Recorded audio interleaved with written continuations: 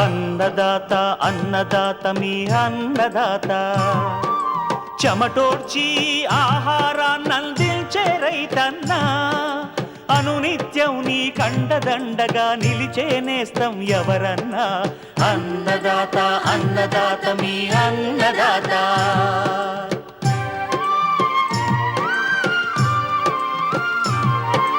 నూతన రీతుల సాగుబడికి నూరింతలు పెరిగే దిగుబడికి సూచనలిచ్చే సస్య రక్షణకు పశు పోషణకి శాస్త్ర విజ్ఞానం అందించి ముందుకు నడిపే తెలుగు రైతు భారతదేశానికి మకుటం అయ్యేలా తీర్చిదిద్దే ఆశయంతో మిమ్ము మేలు కొలిపేది అన్నదాత అన్నదాత అన్నదాత మీ అన్నదాత అన్నదాత అన్నదాత మీ అన్నదాత.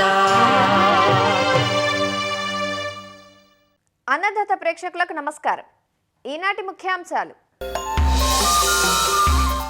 కలుపు మందుల వాడకంలో జాగ్రత్తలు,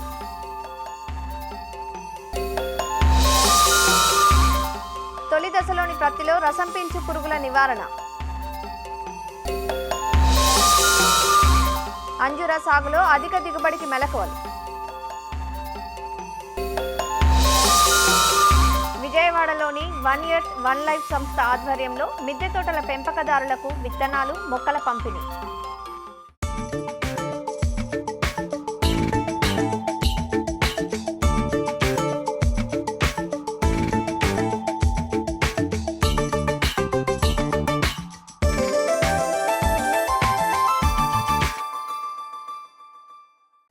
ఎన్నో ఆశలతో మొదలైన ఖరీఫ్ సాగును ఆరంభించిన రైతులకు ఆదిలోనే కష్టాలు మొదలయ్యాయి. ఎల్నినో ప్రభావంతో వర్షపాత లోటు ఉండటంతో సాగు సజావుగా సాగక వారి ఆశలు అడియాసలవుతున్నాయి. అడపాదడపా కురిసిన వర్షాలకు తెలంగాణ జిల్లాల్లో ప్రధాన వాణిజ్య పంటైన పత్తిని కొద్దిపాటి విస్తీర్ణంలో విత్తుకోగా ప్రస్తుతం పత్తి 4 నుంచి 6 ఆకుల దశలో ఉంది. లేత దశలో ఉన్న పత్తికి ఇప్పుడు రసం పీల్చు పురుగులు సవాలుగా మారాయి. పత్తి పెరుగుదలను దెబ్బతీసే ఈ రసం పీల్చు పురుగుల నివారణకు కాండంపై మందు పూతతో పాటు సమగ్ర సస్యరక్షణ చర్యలను ప్రారంభం నుంచే పాటించాల్సి ఉంటుంది. ఆ వివరాలను మనకందిస్తున్నారు వరంగల్ ప్రాంతీయ వ్యవసాయ పరిశోధనా స్థానం శాస్త్రవేత్త డాక్టర్ ఓం ప్రకాష్. పత్తి పంటను వేసేటప్పుడు కొన్ని రకాల జాగ్రత్త చర్యలు మరియు అంతేకాకుండా తొలి దశలో సస్యరక్షణ చర్యలు కనుక చేపట్టినట్లయితే ఈ పత్తి పంటలో అధిక దిగుబడులు పొందడానికి ఆస్కారం ఉంటుంది. ఈ యొక్క పత్తి పంటలో ఈ తొలి దశలో అంటే మొలకెత్తినప్పటి నుంచి వివిధ రకాల రసం పీల్చే పురుగులు అనేటివి ఎక్కువగా ఆశించి నష్టాన్ని కలగజేస్తున్నాయి. ఇందులో ప్రధానంగా రైతు సోదరులు గుర్తుంచుకోవాల్సింది ఈ యొక్క పచ్చదోమ. దీనినే మనము దీప పురుగు అని కూడా అంటాము. ఈ పచ్చదోమ ఉధృతి అనేది ఎక్కువగా ఉన్నట్లయితే ఈ యొక్క పంట అనగా మొక్క అనేది ఎదగగా గిడసబారిపోవడం మనం గమనించవచ్చు. అంతేకాకుండా ఆకుల కొనల నుండి ఎర్రగా అవడం, ఇటుక రంగులోకి మారి ఈ యొక్క ఆకులన్నీ కూడా ముడుచుకుపోవడం మనం గమనించవచ్చు. పచ్చదోమ ఉధృతి కనుక ఎక్కువగా ఉన్నట్లయితే మనకు తొలి దశలోనే మొక్క అనేది ఎదగగా నష్టం అనేది అధికంగా వాటిల్లుతుంది. కనుక ఈ యొక్క తొలి దశలో కనుక ఈ పురుగును గమనించినట్లయితే సస్యరక్షణ చర్యలు చేపట్టాలి. ఈ యొక్క మోనోక్రోటోఫాస్ అనే మందును 1.6 మిల్లీలీటర్లు లీటర్ నీటికి పిచికారీ చేసుకున్నట్లయితే ఈ యొక్క పురుగు ఉధృతిని తగ్గించుకోవచ్చు.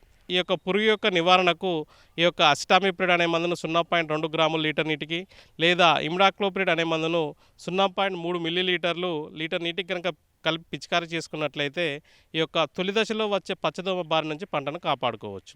అంతేకాకుండా తొలి దశలో వేరే రసం పీల్చే పురుగులైనటువంటి ఈ యొక్క తామర పురుగులు కూడా వచ్చే అవకాశం ఉంటుంది. ఈ యొక్క తామర పురుగులు పిల్ల మరియు పెద్ద పురుగులు రెండూ కూడా ఆకుల కింది భాగంలో ఉండి ఈ ఆకులను గోకి రసాన్ని పీల్చడం వలన ఆకులన్నీ కూడా మనకు డొప్పలాగా మారిపోవడం గమనించవచ్చు. ఈ యొక్క ఆకుల నుండి రసాన్ని పీల్చడం వలన మొక్క అనేది ఎదగక ఈ యొక్క పంటలో దిగుబడులు అనేటివి తగ్గడానికి ఆస్కారం ఉంటుంది. ఈ తామర పురుగులు అనేటివి మనకు సూక్ష్మంగా ఉంటాయి కావున వీటి యొక్క లక్షణాలను ద్వారా మాత్రమే ఈ యొక్క పురుగు ఉధృతిని గుర్తిస్తాం. కావున ఆకులపైన ఈ లక్షణాలను కనుక గమనించిన వెంటనే ఈ తామర పురుగుల నివారణ కోసం సస్యరక్షణ చర్యలు చేపట్టాలి. పిప్రోనిల్ అనే మందును 2 మిల్లీలీటర్లు లీటర్ నీటి కనుక కలిపి పిచికారీ చేసుకున్నట్లయితే ఈ యొక్క తామర పురుగు ఉధృతి బారి నుండి పంటను కాపాడుకోవచ్చు. ఇంకొక రసం పీల్చే పురుగు అయినటువంటి పేనుబంక ఈ ఎదుగుతున్న మొక్క నుండి అదేవిధంగా ఎదుగుతున్న అప్పుడే అభివృద్ధి చెందుతున్న ఆకుల నుండి గుంపులుగా చేరి ఈ యొక్క రసాన్ని పీల్చడం వలన మొక్క అనేది ఎదగక నష్టం అనేది వాటిల్లడం జరుగుతూ ఉంటుంది. ఈ యొక్క పేనుబంక నివారణకు అస్టామిప్రిడ్ అనే మందును 0.2 గ్రాముల లీటర్ నీటికి, లేదా డైఫెన్థిర్ అనే మందును 1.25 గ్రాముల లీటర్ నీటికి, లేదా ఇమ్డాక్లోప్రిడ్ అనే మందును 0.3 మిల్లీలీటర్ లీటర్ నీటికి, ఇందులో ఏదో ఒక మందును కనుక మనము పిచికారీ చేసుకున్నట్లయితే ఉపయోగకరంగా ఉంటుంది. అయితే ఈ తొలి దశలో వచ్చే రసం పీల్చే పురుగులను మనం సమర్థవంతంగా నివారించాలంటే ఈ యొక్క కాండం పూత పద్ధతిని పాటించి కూడా మనము ఈ యొక్క పురుగులను సమర్థవంతంగా నివారించవచ్చు. కాండం పూత పద్ధతిలో భాగంగా కీటకనాశనం అయినటువంటి మోనోక్రోటోఫాస్ మరియు నీరుల నిష్పత్తి 1:4 రేషియోలో కలుపుకోవాలి. లేదా ఇమ్డాక్లోప్రిడ్ అనే మందు కూడా మనం ఇందులో వాడుకోవచ్చు. ఇది అయితే మనకు 1:20 నిష్పత్తిలో ఈ మందు మిశ్రమాన్ని తయారు చేసుకొని పత్తి యొక్క లేత కాండానికి 30, 45, 60 రోజులకు ఈ బొట్టు రూపంలో పెట్టినట్లయితే ఈ యొక్క మందును పిచికారీ చేయకుండానే ఈ యొక్క పురుగులను మనము సమర్థవంతంగా నివారించడానికి ఆస్కారం ఉంటుంది.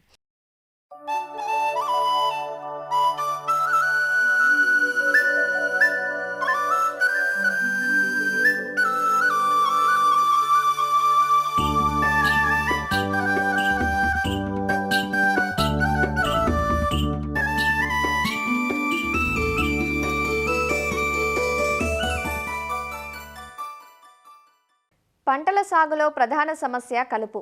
ఈ కలుపును సమగ్ర పద్ధతుల్లో భాగంగా నివారించుకోవాలి. ఎక్కువగా రసాయనాలపై ఆధారపడితే పర్యావరణానికి హాని చేస్తుంది. అంతేకాక కలుపు మందుల వాడకం కత్తి మీద సాము లాంటిది. అవగాహన లేకుండా వాడితే అసలుకే మోసం వస్తుంది. ఏ పంటలో ఏ కలుపు జాతికి ఏ మందులను ఏ దశలో వాడాలని సిఫార్సు చేశారో వాటినే వాడుకోవాలి. అంతేకాక రైతులందరూ గమనించాల్సిన ముఖ్య విషయం ఏమిటంటే సమగ్ర పద్ధతులైన సేద్య పద్ధతులు, యాంత్రిక పద్ధతులు, అంతర పంటల సాగుతో పాటు అవసరమైతేనే రసాయన పద్ధతులకు వెళ్ళాలి. ఇప్పుడున్న పంటనే కాకుండా తర్వాత వేయబోయే పంటను కూడా దృష్టిలో ఉంచుకొని కలుపు మందులు వాడుకోవాలి. కలుపు మందుల వాడకంలో రైతులు తప్పనిసరిగా దృష్టిలో ఉంచుకోవాల్సిన అంశాల గురించి ఇవాల్టి అన్నదాతలో హైదరాబాద్లోని విశ్రాంత కలుపు నిపుణులు డాక్టర్ ఏ సుబ్రహ్మణ్యేశ్వరరావు ఇలా తెలియజేస్తున్నారు. మనకి ఈ కలుపు మందుల వాడుకలో తీసుకోవాల్సిన ముఖ్య జాగ్రత్తలు ఏంటంటే, ముఖ్యంగా మనకు పురుగు మందులు, తెగుళ్ళ మందుల కలుపు మందులు వాడటం కుదరదు.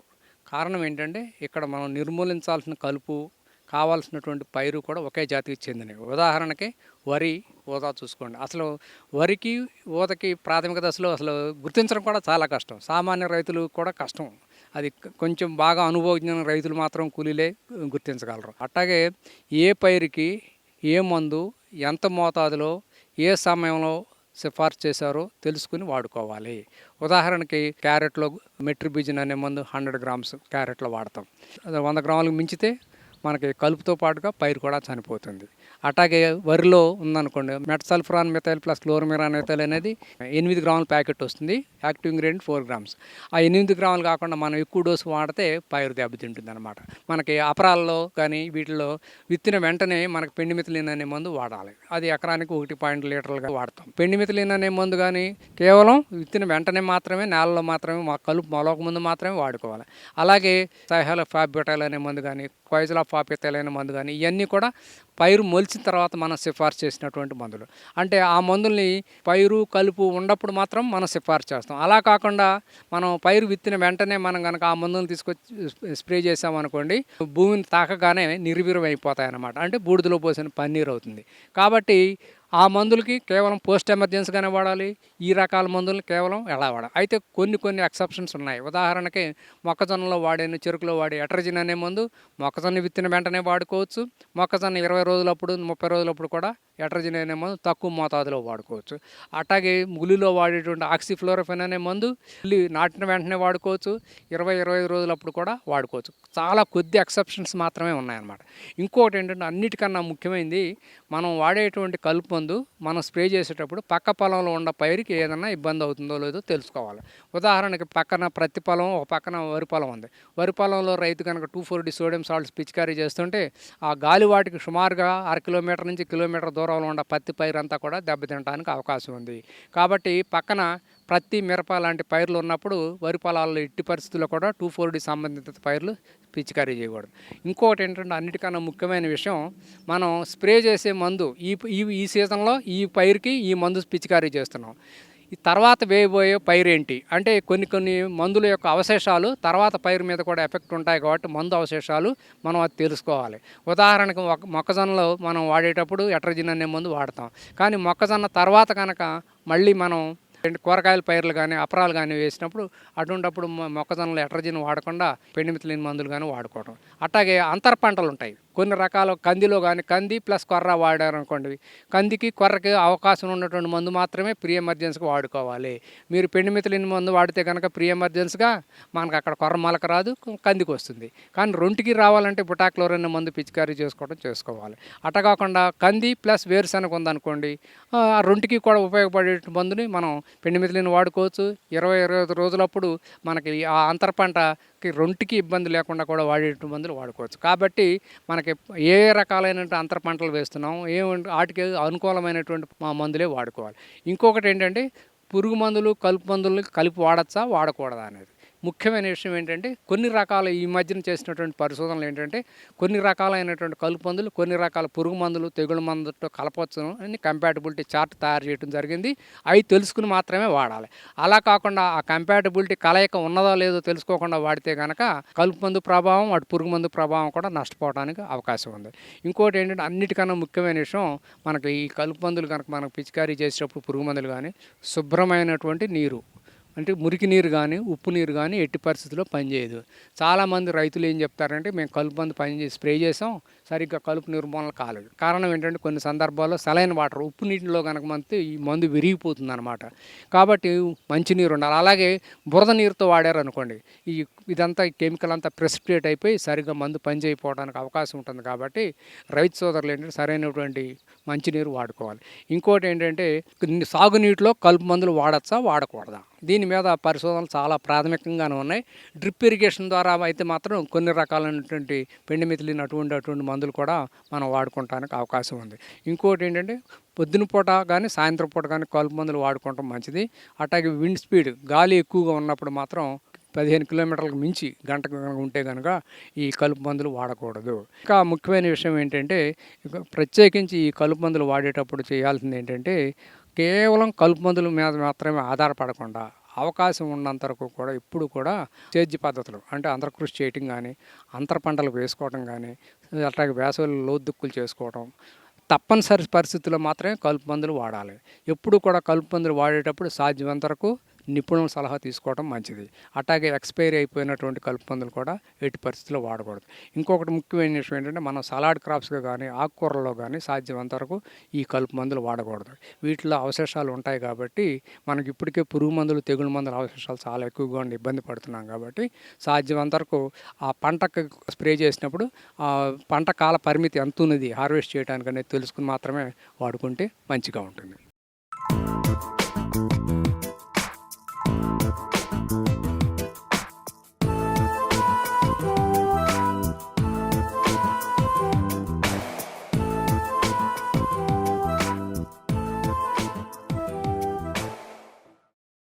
పండ్లలో అంజీర్ ఒకటి.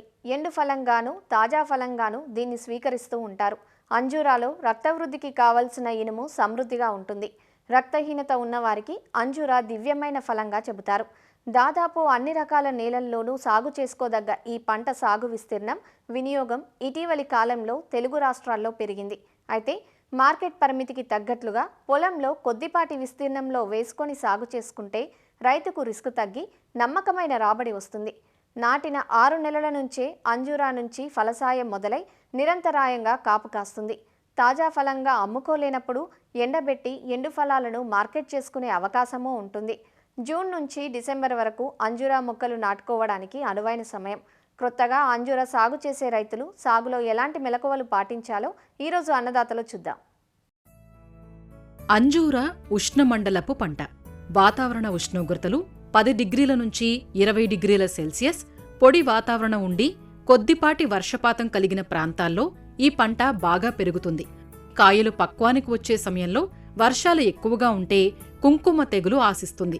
అదేవిధంగా కాయలు పగిలి నాణ్యత తగ్గే ఆస్కారం ఉంటుంది. అంజూరాను తేలికపాటి ఇసుక నేలల నుంచి బరువైన బంక నేలల వరకు అన్ని రకాల నేలల్లో పెంచుకోవచ్చు. బాగా లోతైన నేలలు, మురుగునీటి సౌకర్యం ఉన్నట్లయితే ఆమ్ల భూములు కూడా అనుకూలం. ఉదజని సూచిక 6 నుంచి 6.5 మధ్య ఉండాలి.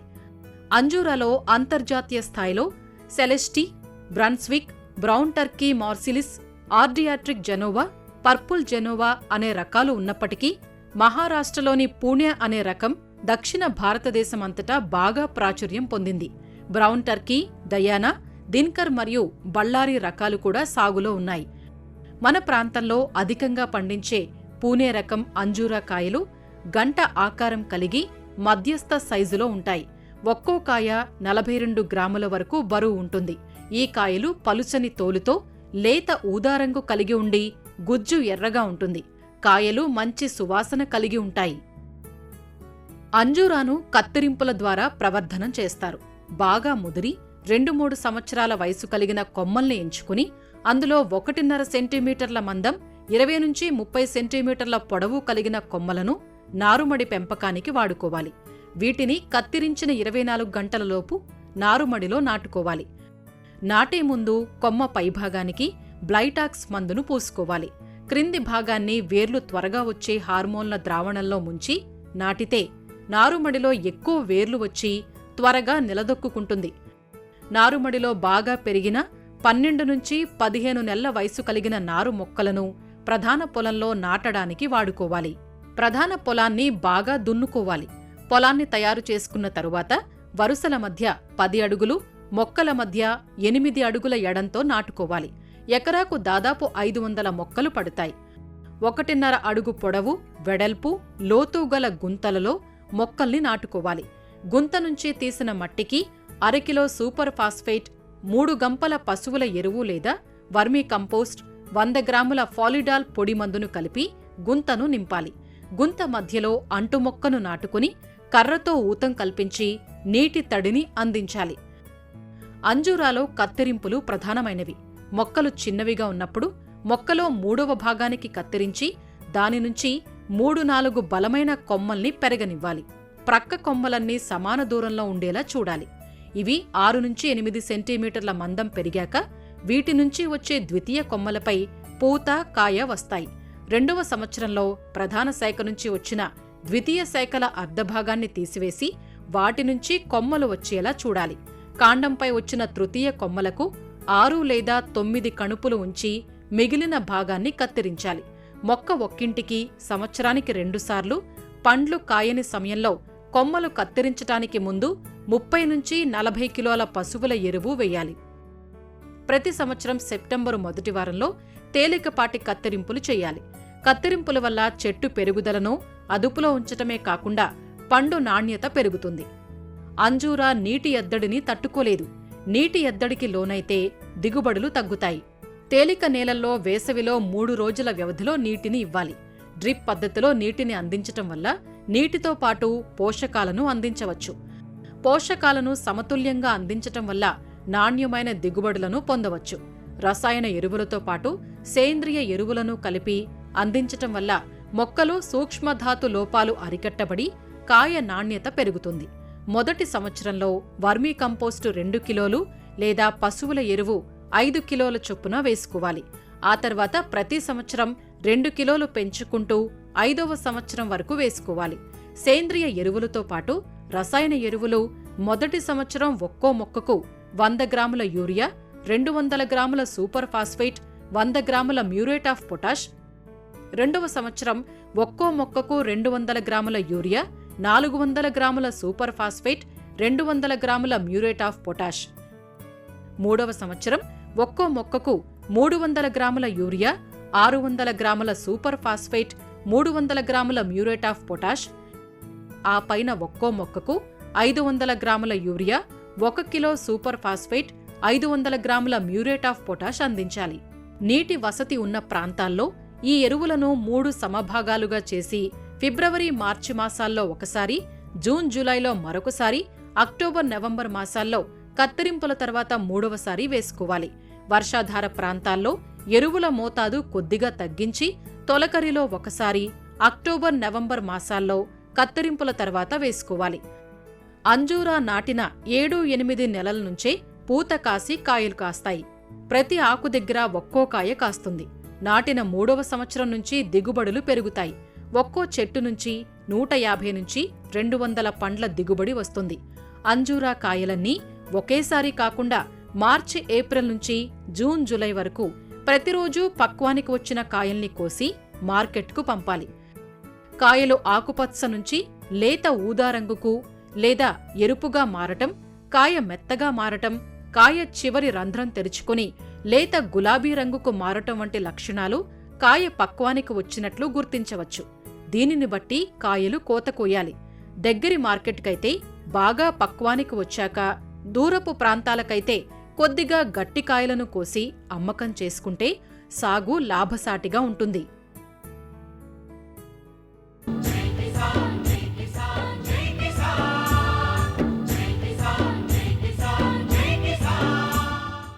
వ్యవసాయ సమాచారం ఇప్పుడు జై కిసాన్లో చూద్దాం. విజయవాడలోని వన్ ఎర్త్ వన్ లైఫ్ సంస్థ ఆధ్వర్యంలో మిద్దె తోటల పెంపకందారులకు విత్తనాలు, మొక్కల పంపిణీ జరిగింది.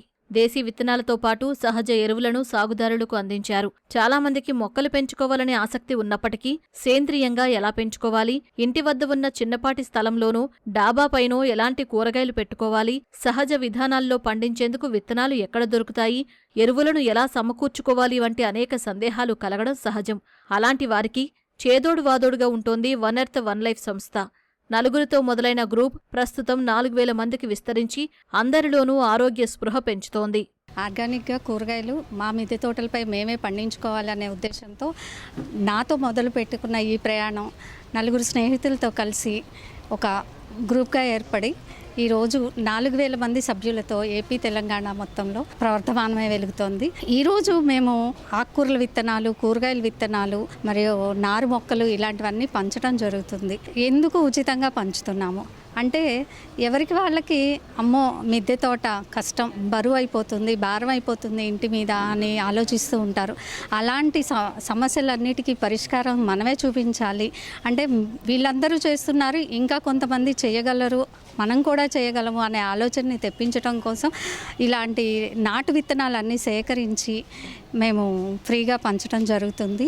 గత కొన్నేళ్లుగా పట్టణాలు, నగరాల్లో ఇంటి పంటపై చైతన్యం కలిగిస్తున్న వన్ ఎర్త్ వన్ లైఫ్ సంస్థ ఇప్పుడు గ్రామాలకు సైతం విస్తరిస్తోంది. గ్రూపులోని సభ్యులకు మెళకువలతో పాటు ఉచితంగా విత్తనాలను అందిస్తోంది. ఫార్మర్స్ టు కన్జ్యూమర్ ప్రోగ్రాంలో వచ్చి ఎవ్రీ వీక్ నేను వెజిటబుల్స్ తీసుకెళ్తా ఉండేదాన్నండి. ప్రతి వీక్ లీలా కుమారి గారిని అడుగుతూ ఉండేదాన్ని, మేడం సీడ్స్ ఎప్పుడు ఇస్తారు అని మిద్దె తోట పెంచడానికి. మేడం గ్రూప్లో జాయిన్ అయ్యానండి. మేడం ఈరోజు సీడ్స్ డిస్ట్రిబ్యూట్ చేస్తున్నారు. దానికి చాలా హ్యాపీగా ఫీల్ అవుతున్నామండి. మా టెర్రస్ గార్డెన్లో ఎన్నో రకాల వంగ విత్తనాలు, ఎన్నో రకాల క్యాప్సికమ్ విత్తనాలు డిస్ట్రిబ్యూట్ చేస్తూ ఉంటారు. మాకు ఫెర్టిలైజర్స్ కూడా బయట రేటు కేజీ 100 ఉంటే ఇక్కడ 50 రూపీస్కి అలా ఇస్తూ ఉంటారు. గ్రూప్ స్టార్ట్ చేసినప్పుడు లీలా గారు చాలా కొద్ది మందితో స్టార్ట్ చేశారండి. కానీ ఈ గ్రూప్ వల్ల అందరికి ఉపయోగకరంగా ఉందని అవేర్నెస్ ప్రోగ్రామ్స్ అవి చేయడం వల్ల చాలామంది గ్రూప్లో జాయిన్ అయ్యారు. మనకి తెలియని ఎన్నో రకాల విత్తనాలు ఉన్నాయి. విత్తనాల కొరత అనేది లేదండి. ఇప్పుడు షేర్ చేసుకుని నేను ఒక 4 విత్తనాలు ఎవరికైనా ఇచ్చాను అనుకోండి, వాళ్ళు ఏంటంటే ఆ పంటని ఈల్డ్ తీసిన తర్వాత ఒక 1/4 కిలో 1/2 కిలో సీడ్స్ మళ్ళీ అవి గ్రూప్కి ఇచ్చేస్తున్నారు. అట్లాగా సీడ్స్ తీసుకున్న ప్రతి ఒక్కళ్ళు మళ్ళీ గ్రూప్కి సీడ్స్ ఇస్తున్నారు. దానివల్ల విత్తనాల కొరత తగ్గిందండి. రకరకాల విత్తనాలు, రకరకాల మొక్కలు, మేము ఎప్పుడు చూడని మొక్కలు, ఎప్పుడూ మా చైల్డ్హుడ్లో చూసిన మొక్కలు అన్నీ మేము ఈ గ్రూప్ ద్వారా మళ్ళా మేము నూతనంగా ప్రారంభించడానికి ఇదొక మంచి అవకాశంగా భావిస్తున్నాం. ఎప్పుడు కూడా నాకు చిన్నప్పటి నుంచి మొక్కలు పెంచుకోవడం అనేది ఇంట్రెస్ట్, కానీ ఈ గ్రూప్లో జాయిన్ అయిన తర్వాత ఎలా బాగా పెంచవచ్చును. మొక్కలు పెంచినప్పుడు ఎప్పుడు దానికి మామూలుగా అందరూ వేసినట్టు నేను ఎరువు వేసి పెంచుకోవడం అనేది జరుగుతూ ఉండేది. కానీ గ్రూప్లో జాయిన్ అయిన తర్వాత నాకు తెలియనటువంటి ఎన్నో ఫెర్టిలైజర్స్ గురించి, ఆర్గానిక్గా అవి ఎలా వాడాలి, మనం ఆర్గానిక్ జీవామృతం ఇలా రకరకాల ఇది అవి ఎలా తయారు చేసుకోవాలని ఆ ఫార్ములాస్ నేర్చుకోవడం, కానీ నేను నేర్చుకోవడమే కాకుండా నా తోటి గార్డెనర్స్కి అందరికీ కూడా చెప్పగలుగుతున్నా ఇప్పుడని నేను గర్వంగా చెప్పగలుగుతున్నా ఈ గ్రూప్లో ఉండటం వల్ల. మార్కెట్లో రసాయన అవశేషాలతో నిండిన పంట ఉత్పత్తులు పెరిగిపోతున్న ప్రస్తుత తరుణంలో ఇంటి అవసరాలకు సరిపడా కూరగాయలు, పండ్లు, ఆకుకూరలను ప్రతి ఒక్కరూ పండించుకోవాలంటూ మిద్దె తోటల పెంపకందారులు సూచిస్తున్నారు. మరిన్ని విభిన్న అంశాలతో రేపటి అన్నదాతలో మళ్ళీ కలుసుకుందాం. నమస్కారం. అన్నదాతలు తమ సందేహాలు సమస్యలను 1800-425-4085 టోల్ ఫ్రీ నెంబర్లో ఉదయం 10 గంటల నుంచి 11 గంటల మధ్య పని దినాలలో సంప్రదించగలరు. ఈ కార్యక్రమాన్ని యూట్యూబ్లో www.youtube.com/annadaata ETV లింక్ ద్వారా వీక్షించవచ్చు.